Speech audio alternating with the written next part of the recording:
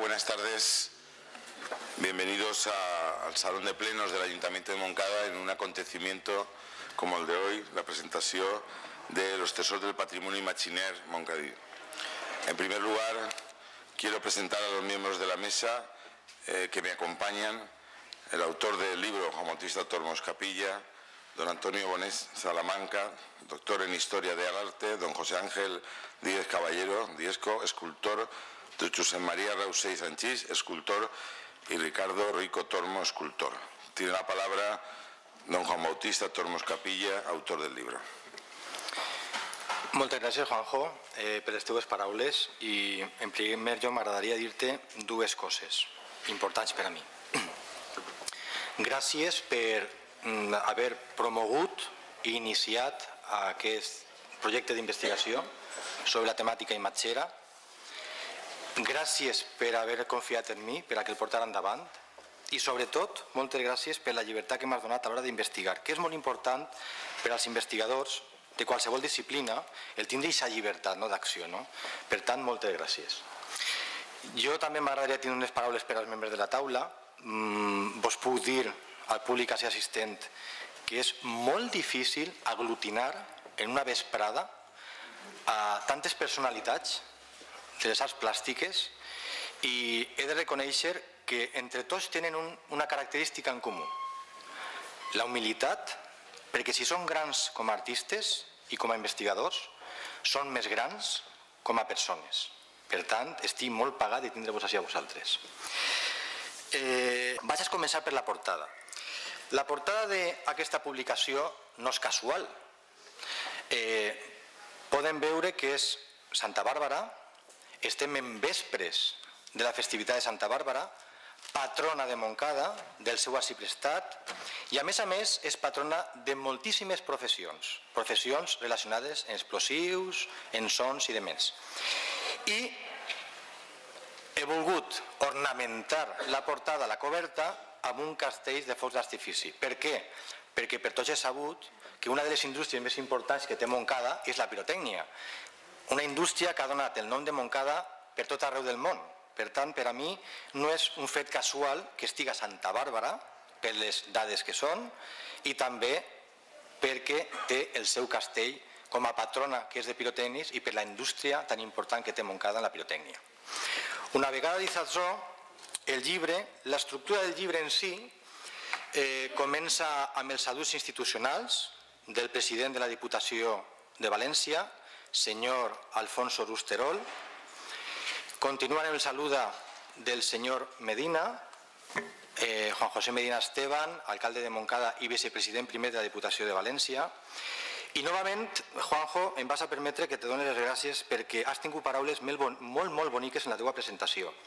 Perquè és de veres que jo igual soc un poc un autor atípic, perquè investigue sobre pobles que per a mi són importants en la meva vida: Albalà del Soleig, el meu poble, Gaibiel, el poble de ma mare, i encara tinc molta relació en aquesta comarca de Palància, i Montcada. Montcada. Jo avui ho pensava, en la meva dona avui ho comentava, li dia: Montcada, dels meus 45 anys de vida, 30 els ha passat a Montcada. Els començar l'any 82, siguent estudiant en el Patronat d'Educació i Cultura Sant Jaume Apòstol, que crec que està en el carrer Madrid número 7, si no recorde mal, encara me'n recorde la... I al cap dels anys torné a Montcada, en l'any 98, ja porta 15 anys consecutius siguent professor definitiu en l'IES Enrique Ternó Galván de la localitat, l'Institut Públic. Per tant, la meva trajectòria a Montcada jo crec que és la més important, tant d'Albalat com la de Gaibiel. Montcada és un poble o una ciutat, en aquest cas, molt important. El llibre comença en un pròleg escrit de manera magistral per un gran erudit en la temàtica imatgera, de cap a cap de tot el territori espanyol, com és don Antonio Bonet Salamanca, tot un erudit. Antonio, gracias, sabes que te lo agradezco mucho. És un luxe que en una publicació d'aquestes característiques tingui un pròleg escrit per el senyor Bonet. Per què? Perquè en aquests anys enrere que m'he dedicat un poc a investigar la temàtica imatgera a fons, en tots els catedràtics doctors que he pogut parlar de la Universitat de València, tots em diuen: eso tienes que hablarlo con Antonio Bonet. Dirígete a Madrid, que eso lo sabe Antonio, porque Antonio es fill de Logroño, afincat a Madrid, però coneix molt bé els arxius de la catedral, de l'arquebisbat de València, té moltes obres publicades. De fet, la seva tesis doctoral, yo siempre lo digo, Antonio, la empiezas en Madrid, pero te vas acercando y un poco más y te quedas a vivir en Valencia. Es itinerante. Sí. Es itinerante, muy bien, muy bien. Por lo tanto, després d'aquest pròleg interessantíssim del senyor Bonet, passem a un prefaci en el qual he intentat donar unes lleus pinzellades sobre el que ha sigut per a mi el pas pel conservatori, el que ha sigut per a mi investigar la música sacra, com he relacionat la música sacra i aquests tres vessants que té la música sacra, els goixos concretament, no? La imatge, la poesia i la música, per a endinsar-me a fons en la imatgeria religiosa, sobretot de la postguerra valenciana, i a partir d'ahí el llibre té dos grans capítols. El primer apartat l'he volgut titular Montcada, ciutat arxiprestal de l'Horta Nord de València. I clar, jo, són 30 anys en Montcada, però és que Montcada és molta Montcada.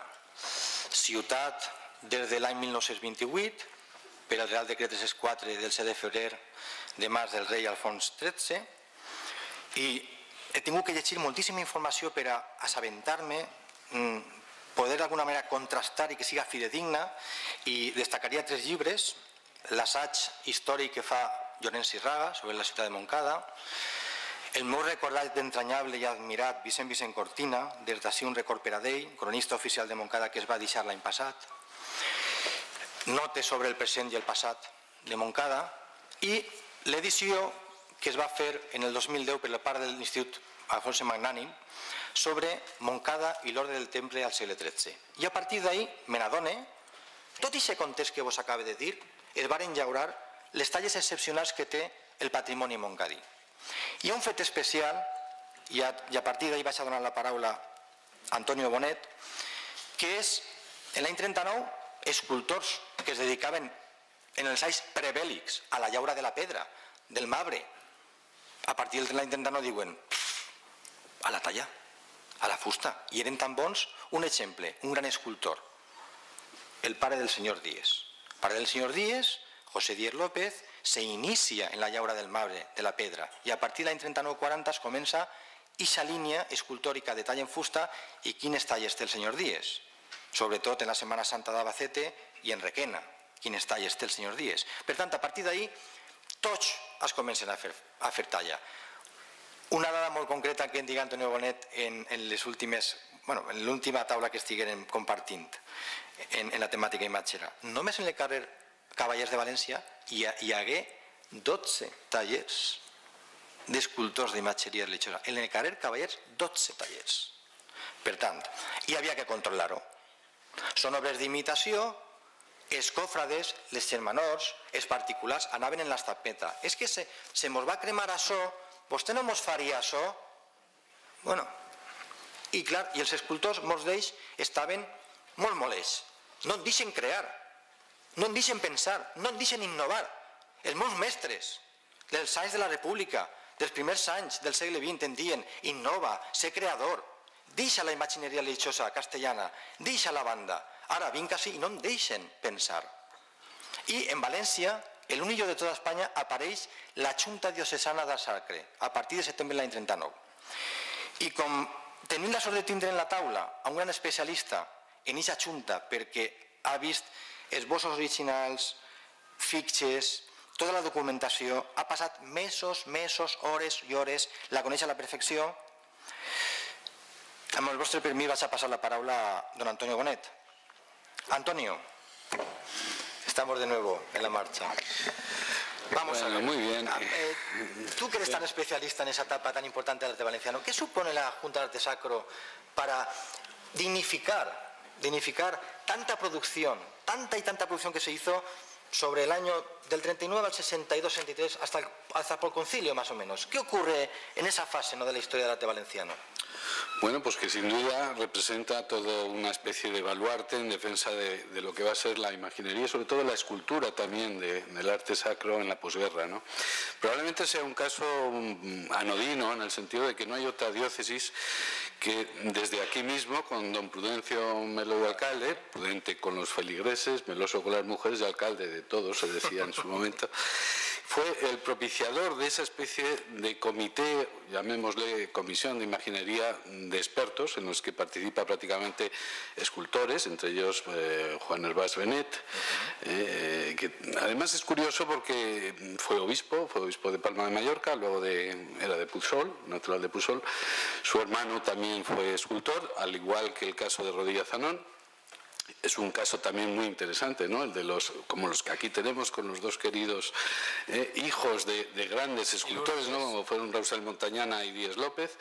Y te agradezco además y te felicito porque juntar en una mesa tres artistas de la actual imaginería creo que es muy meritorio. Además, son tres referentes que van más allá del presente, porque me da la impresión que ya han introducido, digamos, sus nombres, y al igual que Ricardo, por su juventud también en este sentido, en los libros y en las actas del arte, digamos, más allá que Valencia. Yo te quería felicitar porque el libro me da la impresión que es un caso singular y no hay muchos, y puede ser además el inicio de una larga experiencia, digamos, editorial y bibliográfica en este sentido. Creo que hace falta, sinceramente, como hace falta fundamentar equipos, como hace falta incrementar el estudio y la investigación, como es necesario a la vez trabajar, como bien lo has hecho, en el trabajo de campo y de documentación.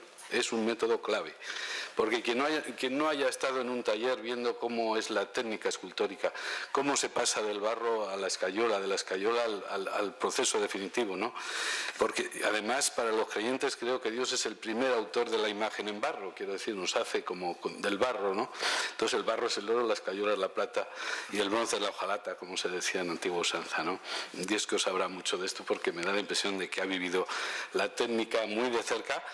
Y además tiene imágenes emblemáticas, incluida el yacente de aquí de Moncada, de San Jaime del año 64, que tuve el placer de ir con él y realmente es todo un modelo que da la impresión de que ha hecho hasta disección de cadáveres, porque es que realmente es... Yo lo digo en el libro, me da la sensación de que sí. También ese es otro de los aspectos que parecen desapercibidos, pero antiguamente los escultores cursaban anatomía, perspectiva, más allá del modelado, en el dibujo, en la anatomía, también cursaban medicina, es decir, que era un arte integrador.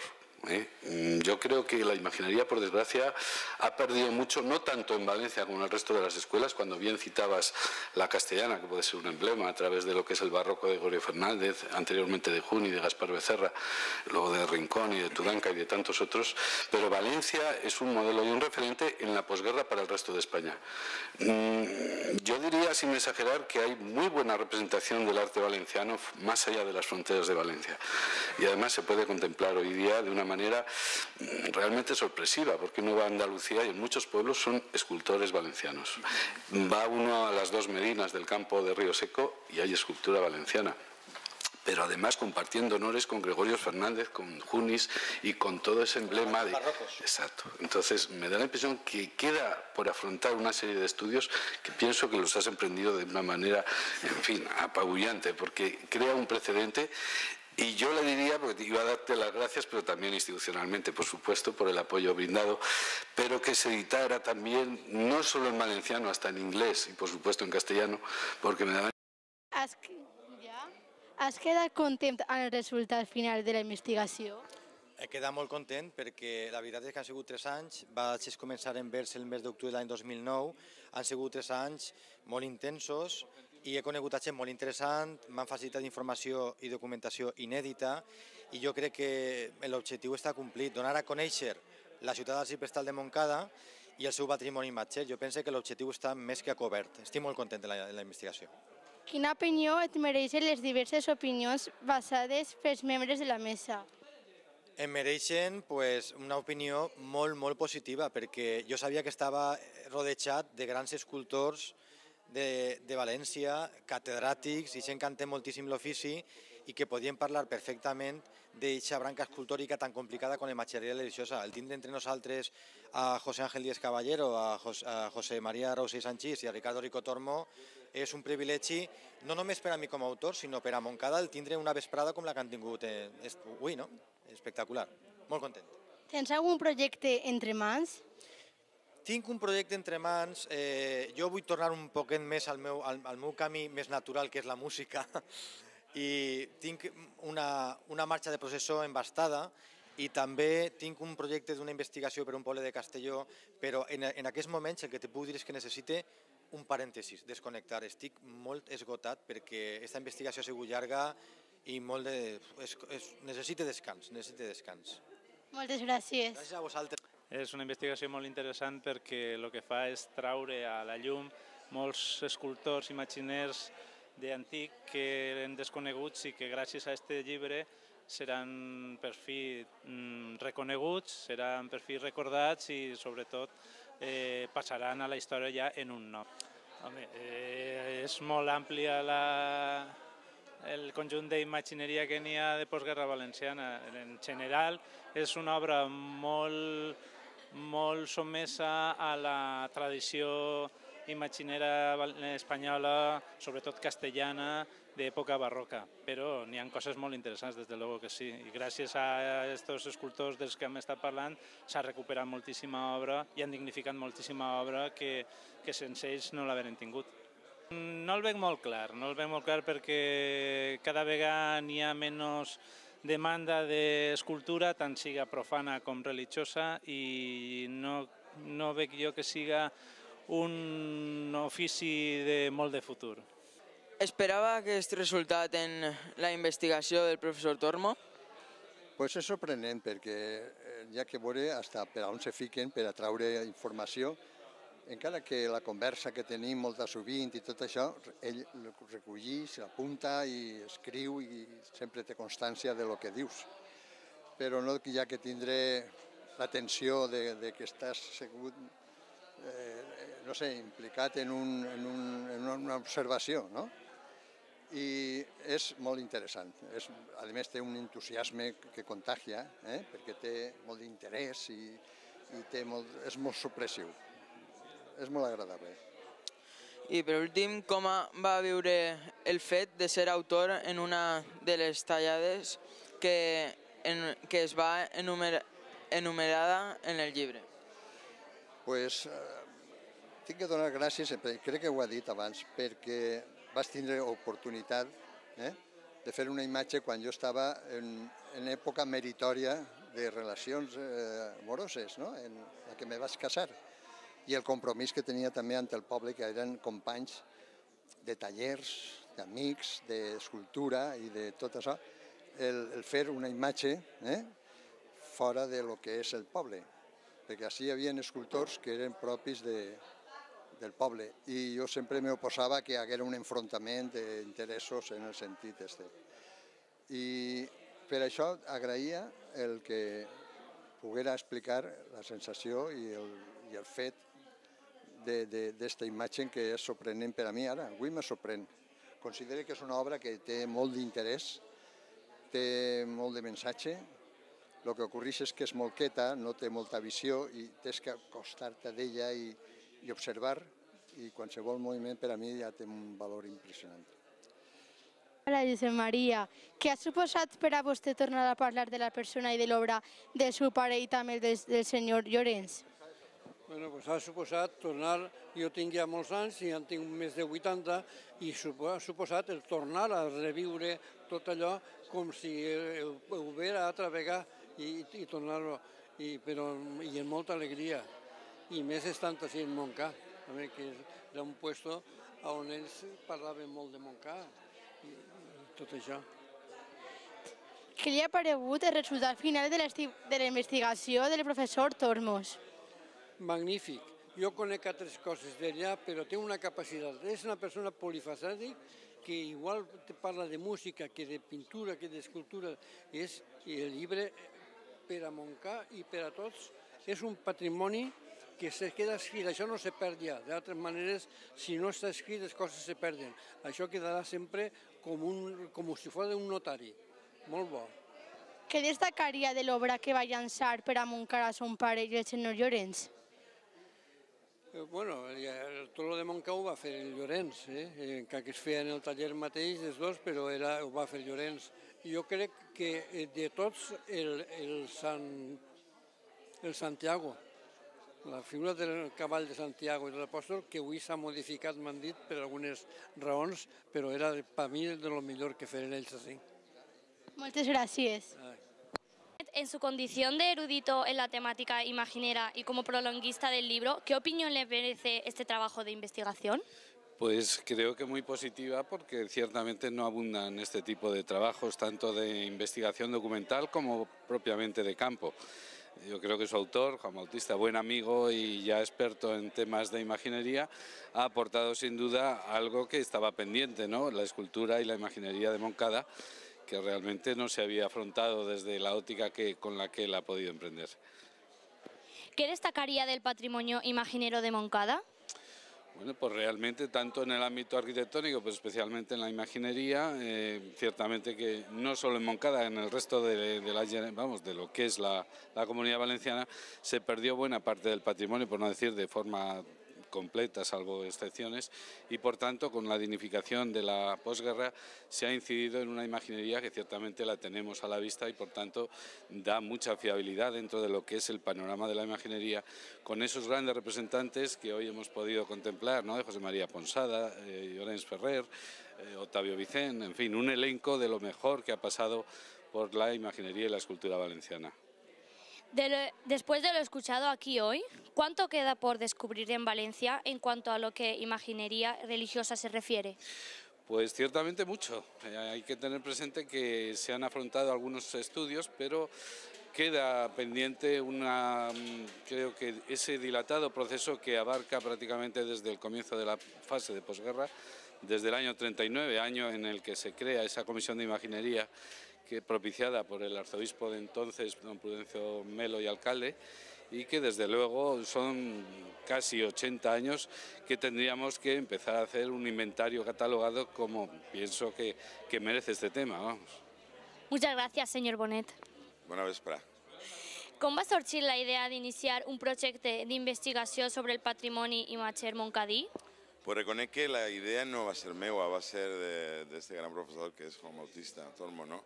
Él va a ser el que me va a clavar el veneno de la obra que havia fet. En principi se conegueren per el Crist d'Albarà dels Sorells, del que és fill, i ell pues, li va vir tan apassionat de la ciutat de Moncada i de tot el patrimoni que teníem, que entonces pues, a partir d'ahí me va vendre el producte i jo no podia negar-me perquè me pareixia un producte de molta qualitat.